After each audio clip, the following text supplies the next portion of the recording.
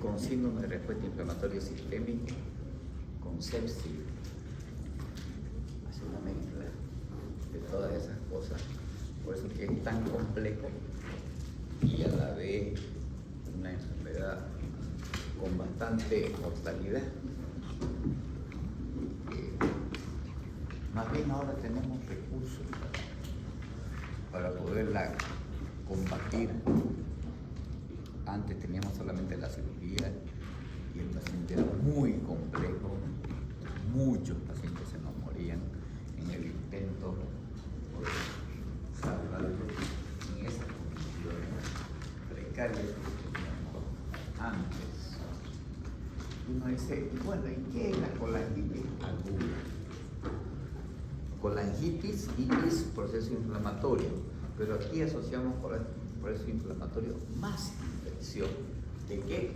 De las vías biliares. De la vía biliar principal.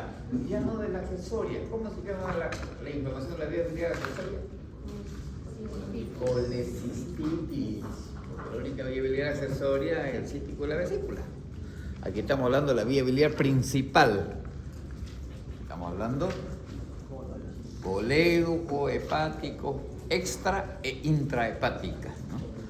O sea, la vía biliar principal es intrahepática y extrahepática.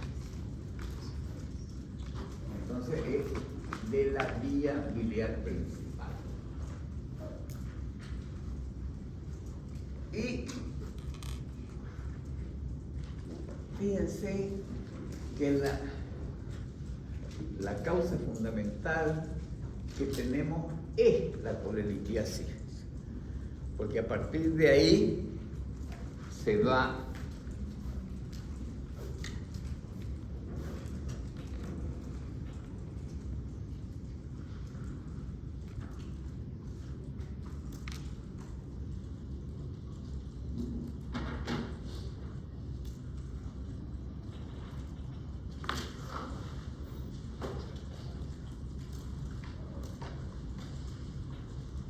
a partir de aquí es que esos cálculos van a pasar generalmente a la vía biliar principal como una coledocolitiasis y que esa obstrucción me va a generar una infección. Fíjense que es un patrón general.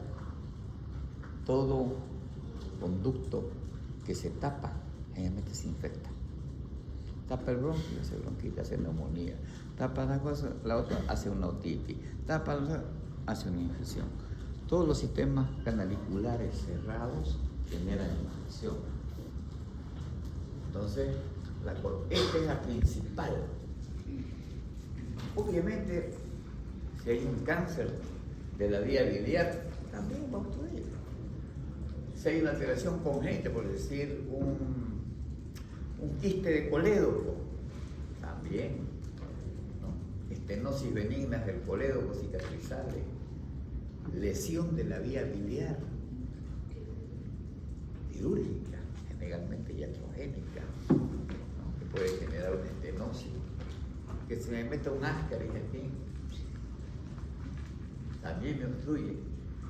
Y cuando hago derivaciones biliodigestivas, más adelante puedo hacer colangitis, porque si yo a la vía biliar que tengo, le pongo acá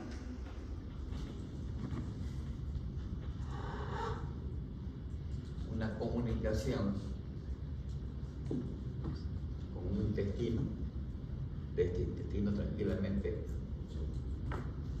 puede subir una presión. Entonces, es un tema bastante frecuente la colangitis etc. Pero obviamente que fíjense que estamos viendo aquí todas las causas de ictericias obstructivas. No todas son causas de ictericia obstructivas, pero que tienen una potencialidad de infectarse y hacer una colangitis. Obviamente que la causa más común es la litiasis para provocar una insuficiencia obstructiva. Entonces tenemos en la fisiopatología esa triada: obstrucción,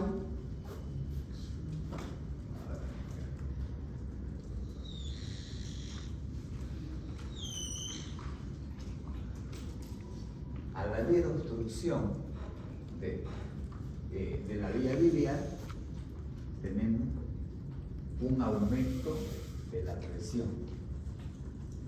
Dijimos que la presión va para arriba, para arriba, para arriba y se transmite a la vía biliar intrahepática el aumento de la presión. Primero, dilatación. Segundo, aumento de la presión intracanular. Y tercero, inversión. Esa es un poco la secuencia de la colangitis que nos va a llevar que esa obstrucción suba, dilate, dilate, dilate, dilate hasta que llega a la vía biliar, intrahepática, con la consiguiente, dijimos, que una vez en el hígado tiene que salir por algún lado, ¿no? Y esa bilis se va a volcar a la sangre. Y ahí es donde comienza el problema. Entonces tenemos una ictericia obstructiva. Partimos de ahí. ¿Cómo caracterizamos la ictericia obstructiva? En 5 palabras.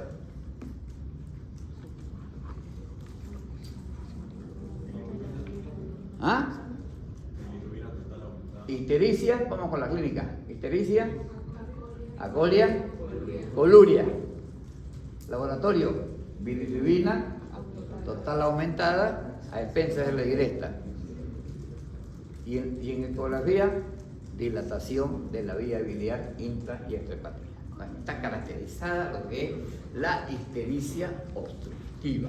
Es una ictericia obstructiva, ¿no? Entonces no podemos perdernos nunca, ¿no? ¿Cuál es el componente? Ictericia obstructiva. No sabemos por cuál es la causa, no sabemos si es litiasis, si es un ascaris, si es un tumor, no sabemos, tampoco nos interesa el momento. Tiene ictericia obstructiva. El patrón laboratorial es obstructivo: bilirrubina con cuatrasacarina aumentada, las transaminasas ligeramente aumentadas, pero a expensas de la dieta. Okay. Y la vía biliar dilatada, mayor a 8.5 milímetros de colédoco. Ya me está diciendo que eso está comenzando a dilatar, y si tiene más, obviamente. Entonces, damos ictericia. Este proceso inflamatorio de la vía biliar se acompaña del síndrome de respuesta inflamatoria sistémica. Entonces dijimos, ¿cuáles eran los componentes del síndrome de respuesta inflamatoria sistémico? ¿Se recuerdan? Fiebre. O sea, no hablamos de fiebre, decimos temperatura mayor a 38 o menor a 36. Eso es lo correcto. Frecuencia cardíaca superior a 90. Su fuerza respiratoria mayor a 22. Leucocitosis mayor a 12.000 o menor a 4.000 o mayor a 12.000 a 10%. O más del 10% de callados, debido a la izquierda. Entonces, ese síndrome de respuesta inflamatorio sistémico es el primero en aparecer. Me está dando el preámbulo de la sepsis. En realidad, la sepsis, dijimos, es una sepsis, es un síndrome de respuesta inflamatoria sistémico más un foco séptico. ¿Dónde está el foco séptico? En la vía biliar. Está en la vía biliar. Entonces ya tenemos el componente obstructivo más el componente séptico con su manifestación clínica, que es el síndrome de respuesta inflamatoria sistémica. A partir de ahí empieza toda una batalla, porque esa infección es tan grave, como vamos a ver, que me lleva rápidamente, si yo no actúo rápido, me lleva a la disfunción y a la falla orgánica múltiple y a la muerte del paciente, ¿no? Porque tiene un montón de mecanismos que vamos a ver cómo nos va a hacer. Me va a traer un cafecito ya, gracias.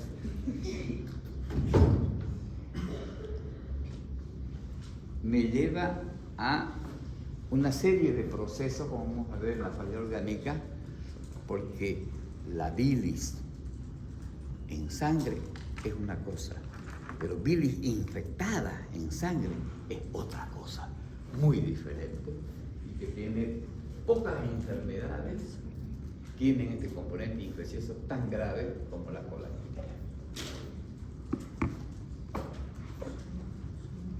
Clínicamente, ustedes han debido escuchar la famosa triada de Charcot. Y empieza, obviamente, no hay colangitis sin ictericia. O sea, el síntoma fundamental es la ictericia. Y vamos a ver la evidencia que es mucho más frecuente. Pero esa ictericia me causa dolor abdominal, pero no es el síntoma fundamental, porque me duele, pero no es un dolor tremendo, como una úlcera perforada, como una pancreatitis. No, es de moderada a alta intensidad, está localizado en el abdomen superior, ¿no? Pero hay dolor abdominal porque la inflamación de la vía biliar duele.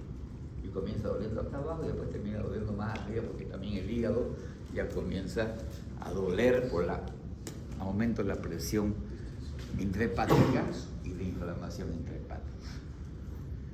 Y dice, fíjese que la mayoría dice, ¿cuál es la triada de Charcot? Dice ictericia, dolor y fiebre. No, fiebre con escalofríos. Tiene que tener su apellido. Pregunta el millón, ¿por qué escalofríos? ¿Qué tiene que ver los escalofríos?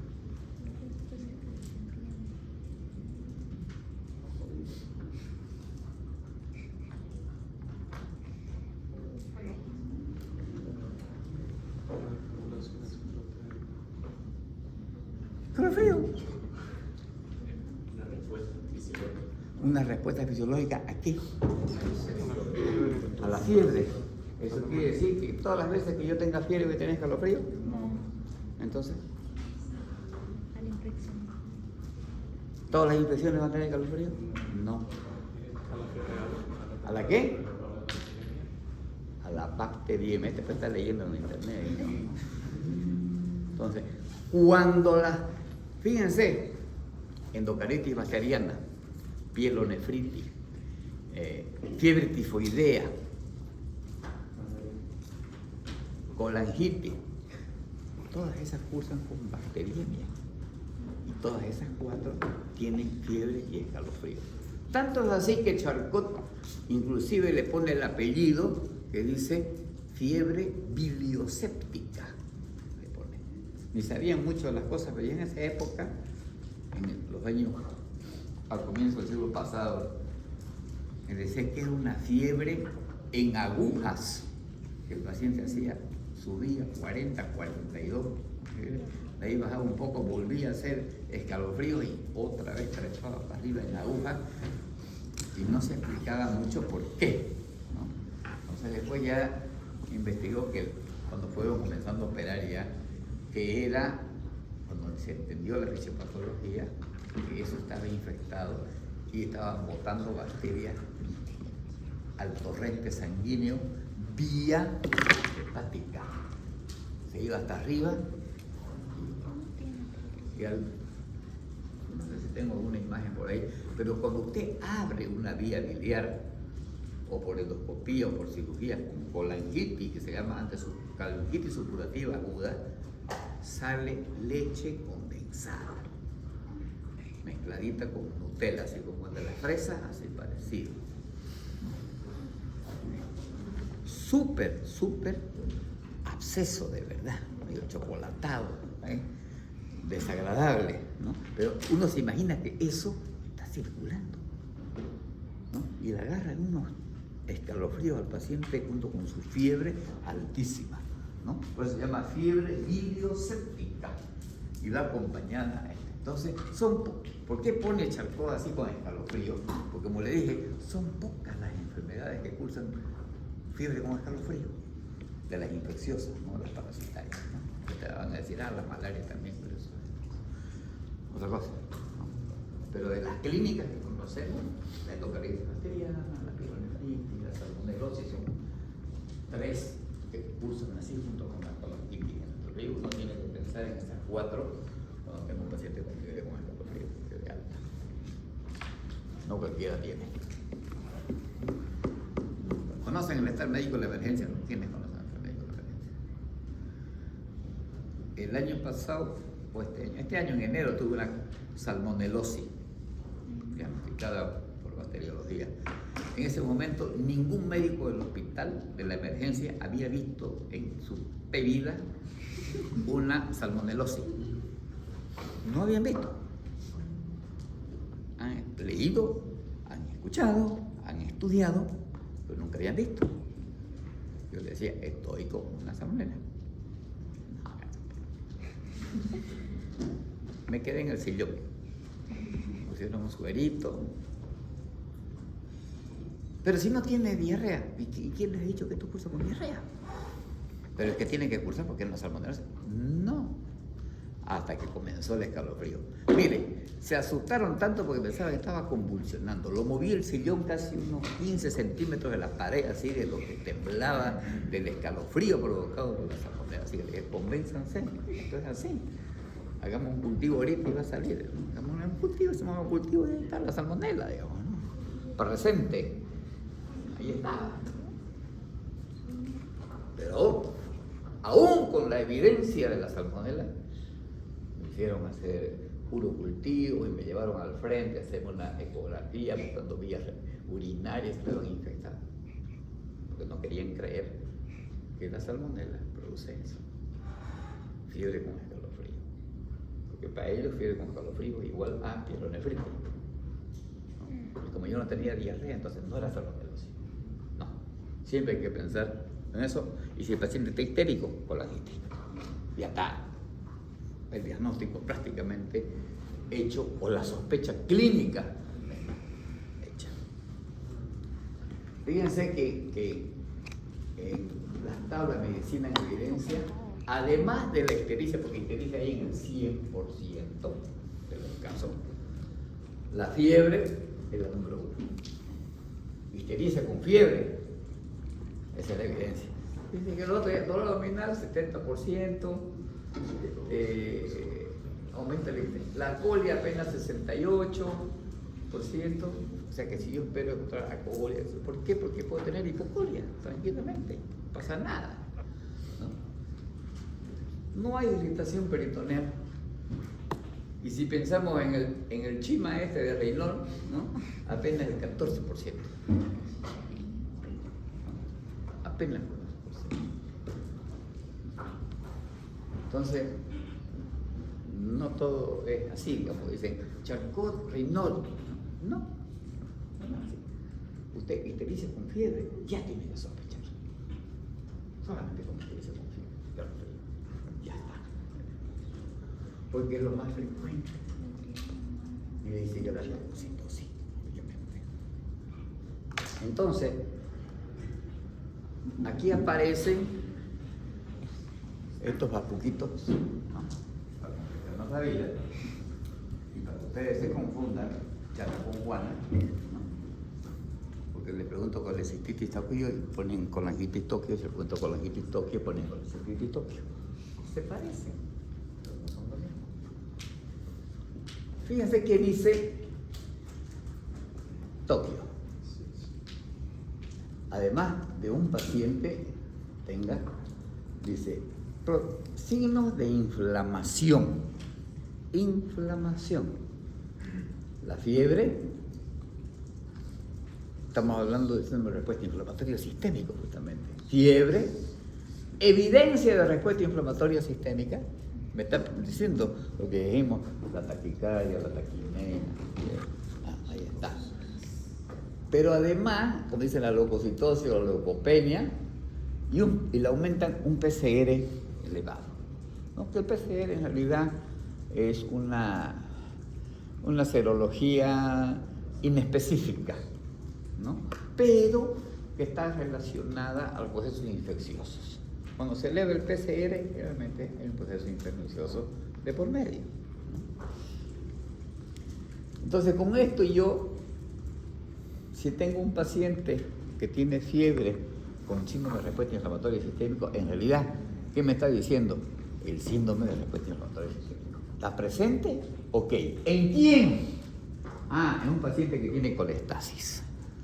Quiere decir que tiene un estancamiento de bilis, por lo tanto tiene ictericia y por lo tanto tiene pruebas hepáticas anormales. ¿Quién tiene MedCalc en su celular? ¿Nadie?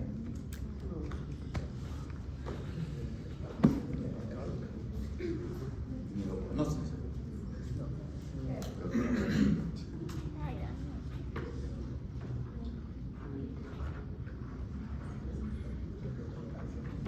MedCalc. Si yo busco MedCalc en colangitis, fíjese lo que me dice la calculadora, que normalmente tiqui, tiqui, tiqui, tiqui, tiqui, y acá, digamos, ¿no? O sea, ustedes están todo el tiempo ahí en el TikTok, y aquí está más bonito. Dice, fiebre con escalofríos, el punto número 2, en la inflamación. Dice, mayor a 38, te aclara, si no, no es fiebre, pues. Y dice, glóbulos blancos, menor a 4.000 o mayor a 12.000 y con una proteína C reactiva mayor a 1 miligramo. Es una burrera. No, pero ya está. Ya lo tiene aquí, marco, ¡ting! Ya está. Lo marqué. Voy a marcar los dos. A ver. Ya. Después dice colestasis. Dice ictericia. ¿Qué quiere decir ictericia? Y te lo aclara esta aplicación. Te dice si su bilirrubina total está mayor a 2. La total al menos. No hace discriminación. Pero nosotros tenemos que hacer la discriminación, que está a expensas de la directa. Y dice las otras pruebas hepáticas, ¿cuáles son?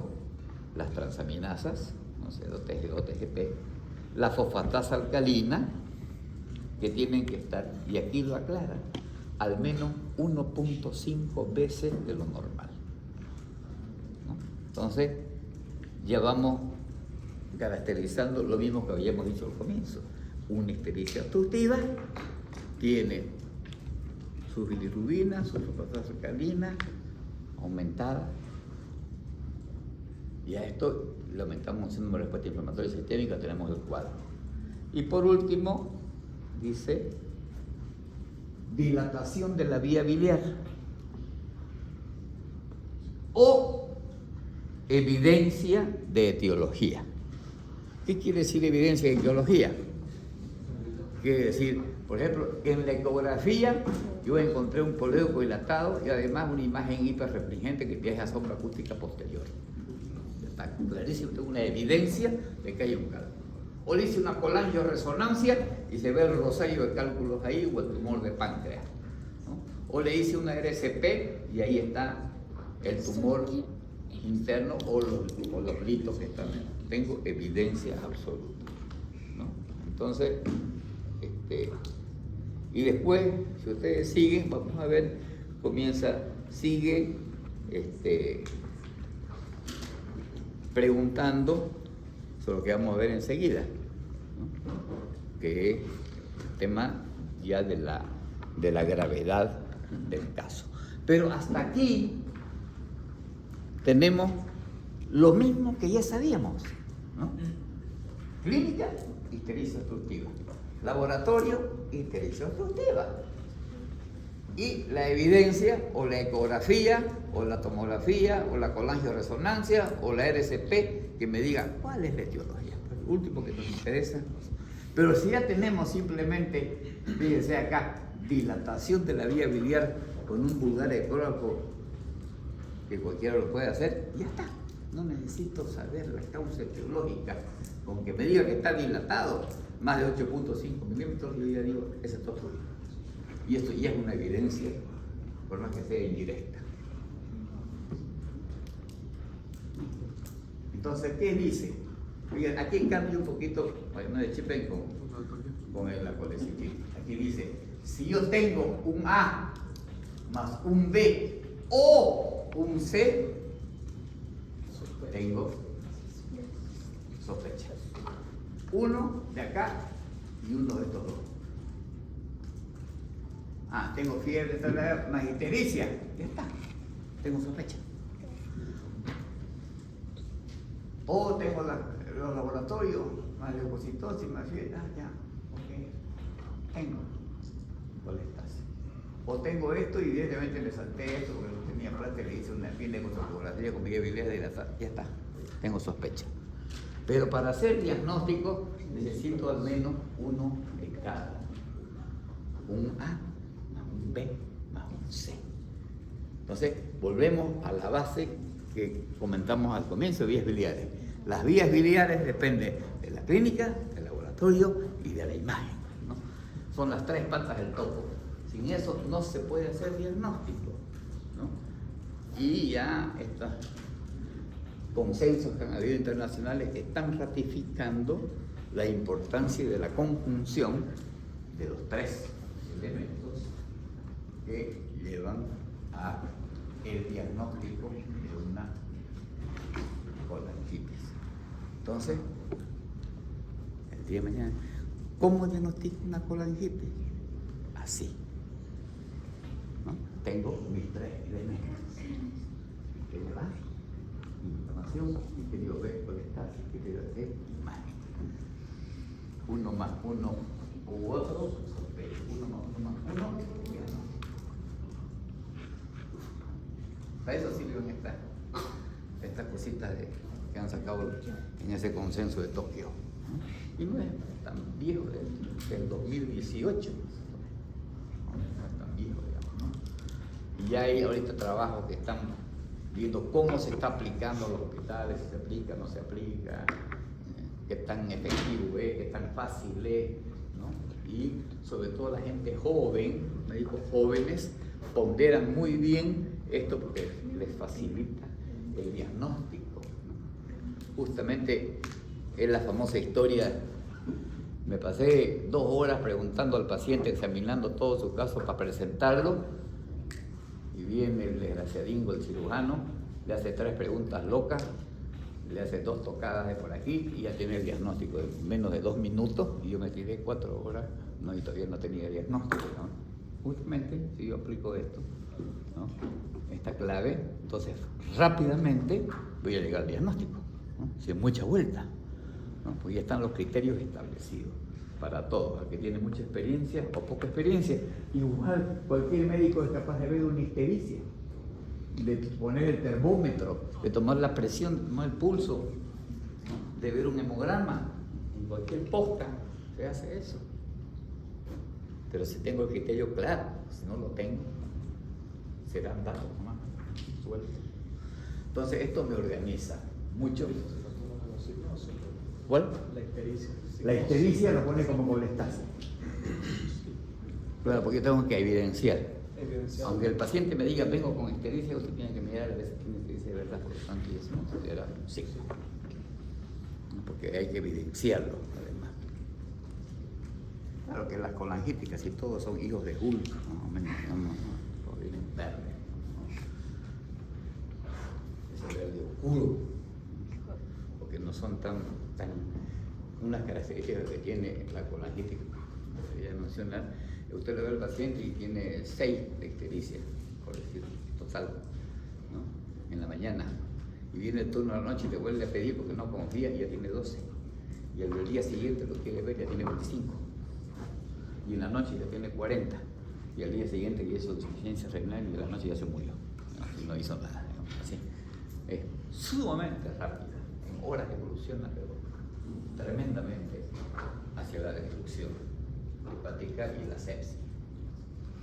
Bien, como les gusta complicarnos la vida, de alguna manera solamente, pero es benévola porque nos complica para después facilitarnos.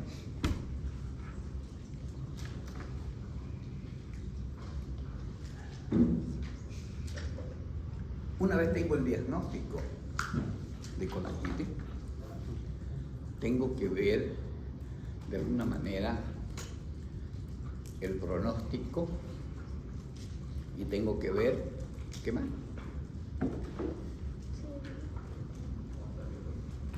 ¿Ah?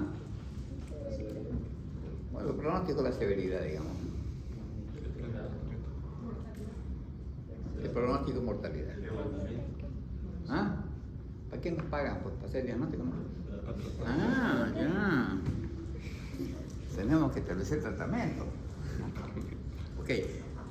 Este es los criterios de severidad están basados en la tasa de letalidad. Es decir, a mayor, vamos a decir, severidad, mayor mortalidad, tasa de mortalidad. Esto se llama tasa de letalidad. Las leves, la moderada y la severa. Aparentemente complica, pero ustedes no se compliquen. ¿Por qué tengo que hacer esto? Porque van a ver que la guía me va a decir, usted dígame si es leve, moderada y grave, que yo le voy a decir qué tiene que hacer para cada una de ellas. Hasta qué antibiótico tiene que utilizar, se lo voy a decir. No tiene que pensar. Se lo voy a dar. Entonces aquí dice, y empieza por la cola. Parece un mundo, pero si ustedes se fijan, ¿no? Cada una de ellas, ¿qué me está diciendo? Dice, se asocia con la aparición de disfunción de al menos de uno de los siguientes órganos y sistemas. Al menos uno. Y obviamente, ¿por cuál vamos a empezar? Por este. El primero que va a zapatear va a ser el hígadito. Junto con este otrito. ¿Por qué el riñón va a fallar?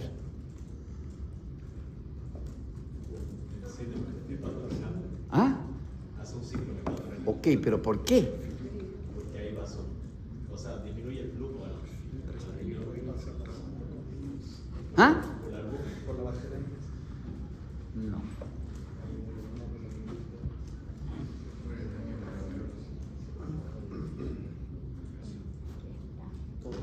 La mayoría de ustedes deben tener calefón en su casa y ninguno de ustedes sabe cómo funciona un calefón, parece. ¿Por la deshidratación? ¿Ah? ¿Por la deshidratación? No.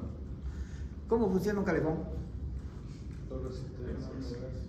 Existe el paso del agua, ¿no? Existe una serpentina, ¿no?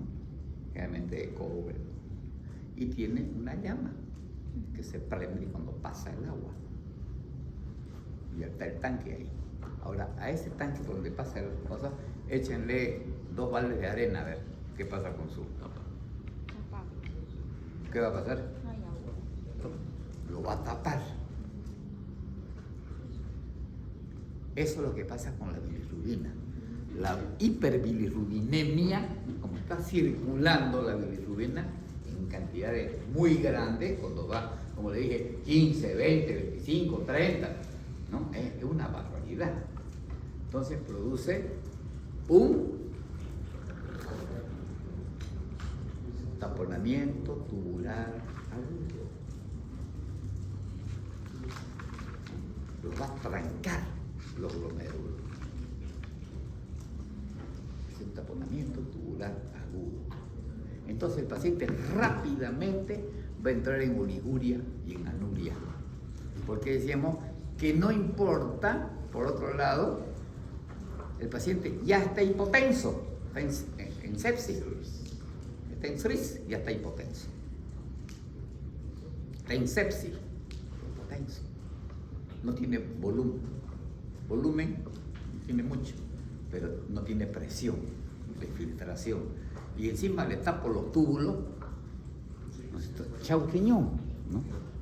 Por eso es que cuando hago el manejo inicial de un paciente con colangitis y el manejo día a día de la colangitis, tengo que cuidar que no se me sube la creatinina y que el volumen urinario al comienzo horario, que lo puedo medir, no se me caiga. El paciente tiene que orinar porque si no, como dice el compañero, hacen síndrome hepatofrenales, ¿no? Y ahí es chao. Y te consulta con el carpintero y ya me paga. Queda otra. Entonces, ya esto me va diciendo también qué es lo que voy a ir haciendo. Me va diciendo qué es lo que voy a ir haciendo. Tengo que meterle líquido, tengo que hacerlo orinar. Si no orina, le meto líquido. Cargas y cargas y cargas. Si no orina, le puedo poner drogas vasoactivas en dosis renal, dosis urinaria, no es dosis cardíaca, ¿no? Dosis urinaria. Y por último, puedo utilizar diuresis osmótica. ¿Con qué? Con mannitol endovenoso. Carga 100. No orina, 100, no orina, 100. Vamos, carga, porque no puedo llenarlo de volumen, ¿no? Porque lo voy a encharcar al paciente. Voy a llegar a cierto límite que hasta ahí nomás, ¿no? ¿Por qué? Porque está tapado. Tengo que destrancarlo con volumen. No queda otra que echarle, en vez de arena, echarle más agua y agua y agua, ¿no? Hasta que pasa. Entonces, ese es un tema muy importante. Aparte que el paciente esté hipotenso porque la bilirrubina, aparte de la sepsis, también es hipotenso oral. Y con semejante bacteriemia, el paciente está en sepsis. Y es una sepsis realmente refractaria. Entra fácilmente en shock séptico, que son refractarios al manejo del volumen. Necesitamos aquí de drogas vasopresoras a nivel renal, más diuresis osmótica porque no nos alcanza. Entonces, por lo tanto, ese paciente tiene que estar necesariamente con sonda de señal. Porque tengo que controlar de entradita con cuánto estamos arrancando y no dejar que caiga ese volumen urinario porque me va a fallar.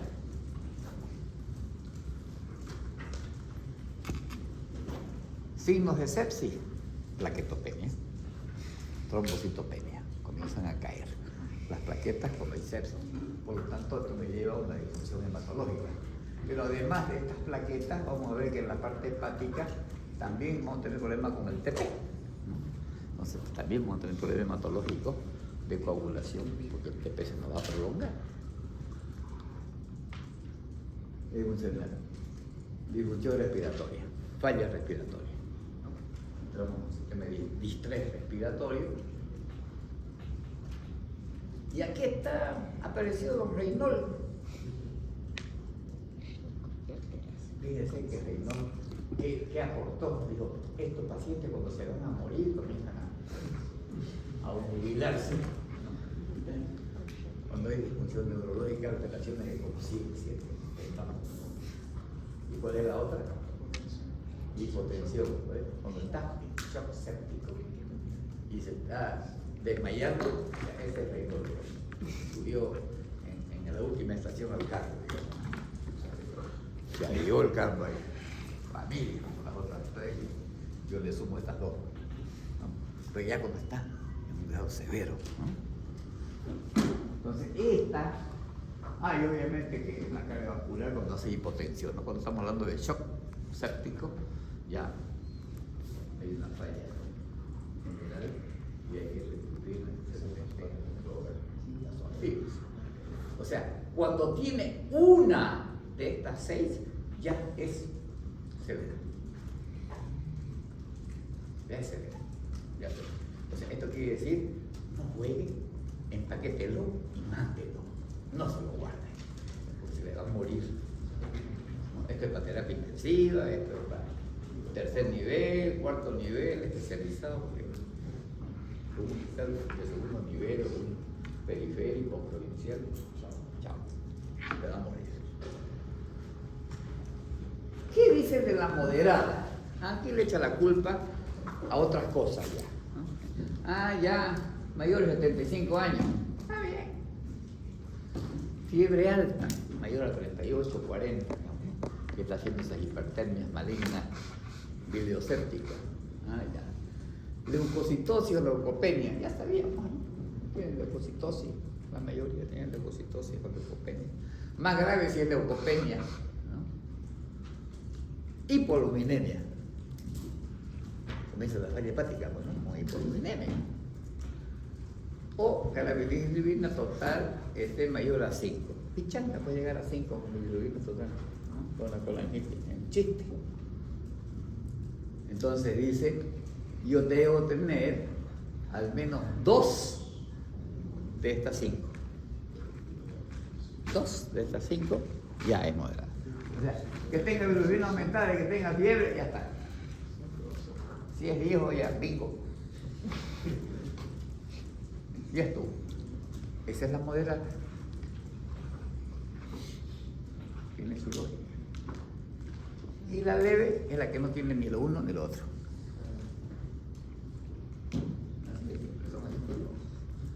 ¿Cuál es la leve? No tiene criterio ni 2 ni 3. Como un hacha. No tiene nada extraordinario. Su ictericia, su dolor, su fiebre, su poquito de los cositos de 12.000, 10.000. Por ahí va, digamos. Medio que le duele. Ese es el grado 1. Ok. Ahora, ¿qué hago con esto? ¿Para qué me sirve haberlas clasificado? Cuando digo, ok, ¿qué voy a hacer con estos pacientes? Manejo inicial. Primero, reanimación como todo hidroelectrolítica. Tengo que meterle soluciones cristaloides con monitoreo de diuresis. Metalíquido y vea diuresis. Metalíquido, vea diuresis. No se dé. Antibiótico. Ya vamos a ver que hay varios. Después vamos a ver el detalle. Drenaje biliar. Voy a necesitar desobstruir. El puente está bloqueado. Tengo que ir a desbloquearlo. Como de lugar. Con la policía, con la barra oriente, con quien sea. Vamos a entrar a desbloquear. Y, si es posible, el tratamiento de la causa. ¿Cuándo será posible? Una litiasis, por ejemplo. La saco la piedrita y se acabó el problema. Pero por ahí es un tumor, un cáncer de la vía biliar. Ese rato no voy a poder hacer nada. Un cáncer de páncreas tampoco voy a hacer nada. Un ascaris lo tiro en la cola. Ya está. Entonces, si estas son mis armas, que dice lo que tengo que hacer. Fíjense que dice. En el grado 1, comience con antibiótico. Es infeccioso. Considere drenar, si no mejora. No mejora, hay que drenar. Ya vamos a ver cómo y por qué. Pero no se olvide de manejar líquidos y electrolitos. Ah, pero resulta que es grado 2. Ah, aquí sí drene. Drene y use antibiótico. Con cultivos, hemocultivos, lo que sea. Y maneje líquido. Nunca deje de manejar líquido. Si es grado 3, primero tenga paciente antes de hacer cualquier cosa, ¿no? Mejórelo y después ya vamos a ver si drenamos, no drenamos, cómo lo hacemos, ¿no? En la urgencia, porque por ahí no hay ni paciente, no hace nada. Entonces, de ahí sale esto, y dice, cuando es grado 1, use ceftriaxona con metronidazol. Cuando es grado 2, use lo mismo, ceftriaxona, metronidazol. Cuando es grado 3, ya va a ser ceftriaxona o ceftriaxona más metronidazol. Entonces, le dice ya cuáles son los mejores antibióticos que tienen un nivel plasmático de excretor en la vía biliar. Intra o extrahepática. Entonces, hasta los antibióticos me dicen. Ahora, ¿cómo voy a hacer el drenaje en la vía biliar? El más simple y más común de todo, por vía endoscópica. El paciente entra, hace su EDCP o directamente una papilotomía, lo abre y va a ver cómo sale. Esa leche condensada, a presión que está metida ahí va a salir. Lo ideal, una sonda nasolinguinal, una sondita vaya y el endoscopista la meta a la vía biliar, cosa que drene directamente hacia afuera, para que no vaya al intestino esa podredumbre, ¿no? Y que siga absorbiendo el tubo intestinal y haga alteraciones de la flora intestinal y hace más desastre. Y puedo usar endoprótesis, o sea, si hay estenosis, por ejemplo, ¿no? Le pongo una prótesis ahí. ¿Y qué es una prótesis? Un pedazo de una bombilla así cortada, ¡tic! No es más, ¿no? Un pedacito de plástico que permite que el pasaje de la bile que no se cierre, si está fibrosado, si está estenosado, si es un tumor, por ejemplo, yo puedo poner a través del tumor una endoprótesis y dreno hacia abajo la vía biliar. Una vez drenada, ya las posibilidades de éxito son mayores. Percutánea, nos va muy bien nosotros porque tenemos la suerte de tener los cirujanos percutáneos en el hospital ya hace muchos años. Entonces directamente se mete transparieto hepática, entran a la vía biliar y a partir de ahí le pasan, intentan pasar la obstrucción y si no puede por lo menos se drena hacia afuera y dejan con su bolsita hacia afuera y está drenada la vía biliar percutánea. O pueden poner un stent. Si no tengo esto, tengo esto. Pero hago una exploración de la vía biliar, una coledotomía, exploro, si puedo solucionar el problema lo soluciono y después pongo un tubo de Kerr, por lo tanto eso se transforma en una coledocostomía. Estoy abocando al exterior el colédoco a través de un tubo de Kerr o tubo en T. Entonces, estas son las posibilidades que tengo en la colangitis, que es clave.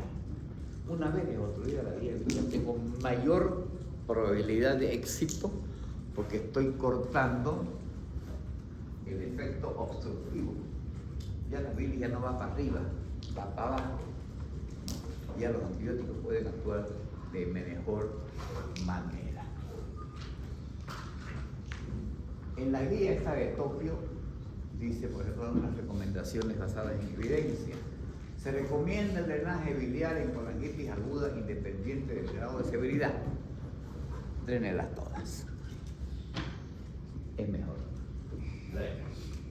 Segundo, excepto en algunos casos en los que los antibióticos son eficaces. Funciona bien, no tiene mucha ictericia, tiene 3, 4, 5, no tiene fiebre, no tiene leucocitosis, un antibiótico nomás y ya, vamos a mejorar. Pero claro, generalmente uno termina igual haciendo la cirugía porque tiene cálculo de la vesícula, pero dice ahí, se recomienda el drenaje endoscópico como primera opción. Primera opción, endoscópico. ¿Por qué endoscópico primera opción?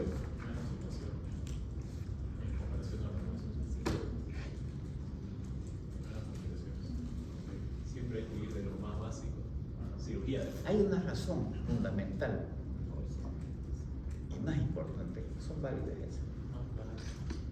No crean. Bueno, ¿pero por qué?